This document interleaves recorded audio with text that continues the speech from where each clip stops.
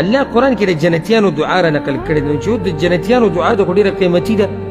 نو دې کې راوړي مؤلف دې دپاره دی چې وایي ته یې غواړه نو خیر پکې پروت دی، ځکه چې د عامو چا دعاګانې نه دي، چا دي؟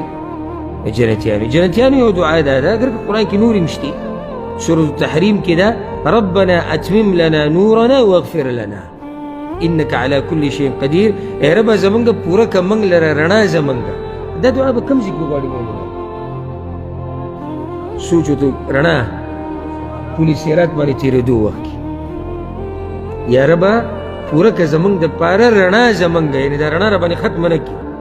واغفر لنا ومنګه وبخه انك على كل شيء قدير، ته په هر شي قادر.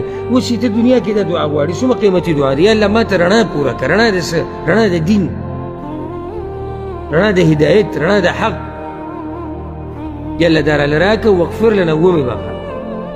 دویمه دعا ربنا آمنا فاغفر لنا وارحمنا وانت خير الراحمين.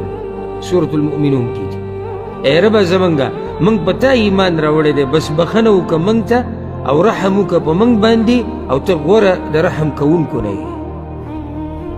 اے رب زمونږه ګوره څومره فایدهمنه دعا ده. اے رب زمونږه موږ په تا ایمان راوړی دی، نو بخنه وکړه موږ ته، رحم وکړه په موږ باندې، او ته غوره د رحم کوونکو نه یې. یعنې ستا په شان رحم څوک نشي کولی، او چې الله ستا د دعا قبوله کړي.